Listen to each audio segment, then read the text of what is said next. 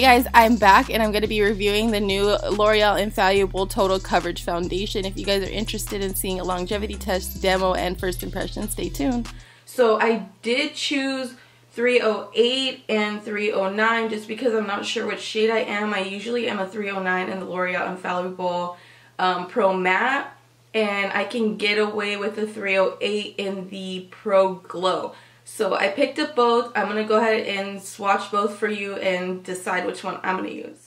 Of course, because this is the third foundation in the Infallible line, they are going to start off with the number 3. I usually pay attention to the last 2 numbers. That's the most important. So if you have the Infallible Pro Matte or the Pro Glow, try to stick with the last 2 numbers that you are in that shade. Now this foundation comes in a 1 fluid ounce tube and it does claim to last for 24 hours. I do like the packaging. I think it's really nice and it's really sturdy. Once you flip it around, you're going to find some information about the coverage, texture, longevity, and some information about application. Get up to 24 hours of full coverage with a lightweight fill and natural finish. Infallible Total Coverage Foundation blends instantly to cover dark spots, blemishes, scars, and hyperpigmentation for a flawless complexion.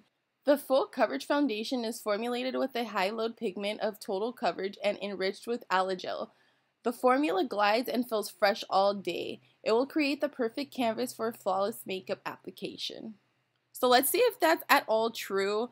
Once you turn it to the back, you're going to find out some information about the longevity, the coverage, texture, and some information about application. Now, the one thing I did really like about this foundation tube is that it does come with a little like squirty dispenser, so you can actually control the amount of product that you're going to disperse. So I'm going to go ahead and swatch 308 on my hand. This is in Sun Beige. Now when you take it off, it does have like a little seal, so you just have to break it to make sure that nobody else was using this prior to you purchasing it, which I think is nice. Right away I can tell this is not going to work. Okay, so now the first thing I do have to say about this foundation is the packaging is super deceiving. Like, it looks extremely pigmented or colorful, like, not colorful, extremely pigmented for like my skin tone. So this looks like something that I would wear if I were looking at the packaging. This is not at all true. Look how light these are. So 308 is definitely not gonna work for me. To be honest with you, I should have went for 310, but I really didn't think I was gonna need to go that dark of a shade. This is a moussey consistency right off the bat. As you can see, like, it's pretty thick. So I'm definitely gonna be using a beauty blender. It does state on here to use a beauty blender of theirs, but I don't have a beauty blender of theirs. I'm just going to go ahead and use my regular beauty blender. So yeah, let's just go ahead and get started with the demo. I'm obviously going to have to use 309 and hopefully it works for me. I have seen a couple of people say that it does oxidize to like an orange or darker shade. I don't know how I feel about that, but what can I do? We're just going to see how this works, and hopefully the 308 works for me and it just kind of oxidizes, it gets a little bit deeper or something to help out the color, because it looks too light right off the bat. So I'm going to start off with a clean beauty blender. This is down. So I've already went ahead and moisturized and primed my face, but I squeezed out like a little dollop. So I'm just going to dab this on my face. Now I usually color correct before I get started. Let me zoom you guys in here. Now I usually, sorry if you guys hear my chair, I usually prime before I do this, but I'm not prime, color correct before I do this, but unfortunately, well, not unfortunately, but this thing says it's full coverage, so I'm going to go ahead and see what it really can do, if it's like full coverage or not. So I had to apply more because I can tell right off the bat this isn't going to be enough. I like to just dot everything around my head with my finger, and then I'll blend everything out with the beauty blender.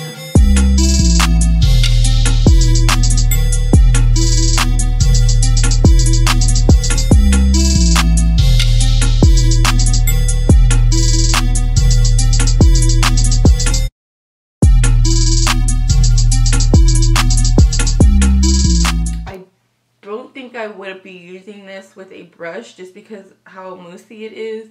I don't think I'd like it with a brush. I don't really like to use a foundation brush that often anyways, let alone when it's too thick. It honestly has to be like a perfect consistency, otherwise I don't like a brush, because if it's too light, or if it's too thick, or if it's too watery, it streaks.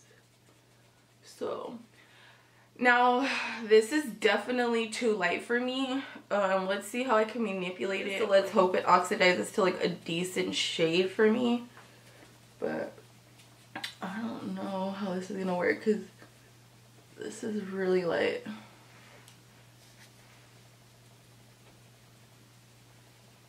And it does not blend at all with my neck. Whoa, girl, this is light. So,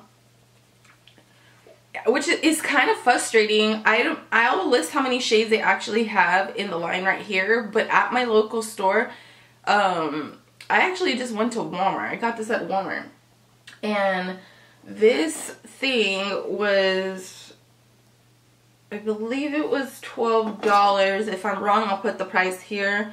I know I still have the receipt around here somewhere. And they only had like 2 more shades or 1 more shade after this.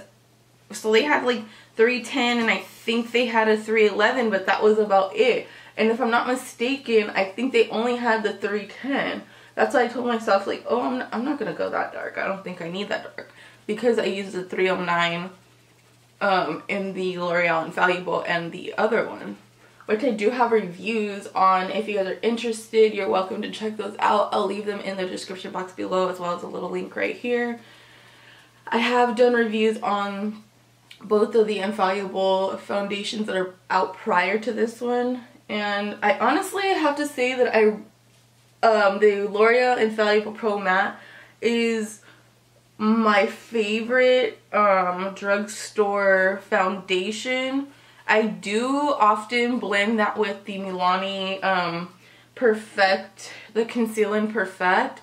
I like to use the color Tan 09. I mix those together just because that has like a little bit of green undertone in it, and you know, I get a little olivey sometimes, so, well, mostly in the summer, so I like that one during the summer. Now, as for full coverage, I wouldn't say this is full coverage. I would definitely say this is like a medium coverage. It can be buildable, but I do have some dark spots, and I had some like scarring left on my lip from like a pimple I had, and it doesn't look like it covered it too well. Let me see if I go in with a little bit more, if it covers a spot, but I don't want to be walking around with like a whole bunch of makeup. This honestly does feel lightweight like it said, so I don't feel like I'm wearing like a mask or anything crazy, but I guess because I know how much I just applied, I'm just weird like that.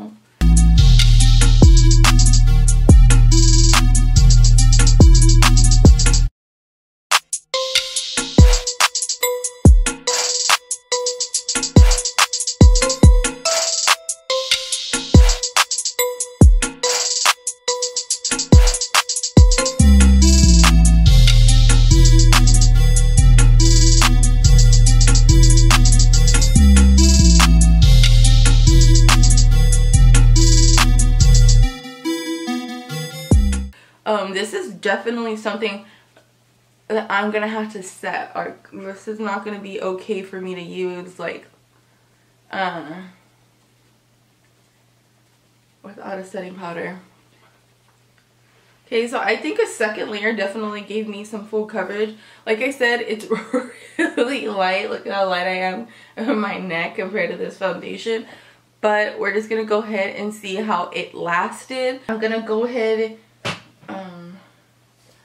So we're just gonna see how it lasted. As you can see, this is not my color. I definitely need to go a shade darker. 308 is out of the question. This is 309. I think I'm gonna have to go with 310 or 311, but let's just see how it oxidizes first. and decide, because who knows, it might oxidize to the color that I would like it to be, and who knows if I got the shade that looks good on beginning of application, it may oxidize to something deeper than my skin tone. So we'll check it out. Right now I'm gonna go and finish all my makeup. I already have my eyebrows done, and I'm gonna come back, explain a few things to you guys. We'll do a longevity test. So I'm not getting out of work until about 1:30. I will share the time with you before I leave here and let you guys know what time it was, and then I'll come back and I'll show you guys the time, and I'll show you like basically how long it lasted. I am going to be using things that I know usually last me throughout the day, so I'm not going to be changing up anything as far as my basic makeup routine goes, just daily. So I know that none of these things are going to affect it. As you can see, it's already oxidizing. Like, I already see like it's getting a little bit deeper.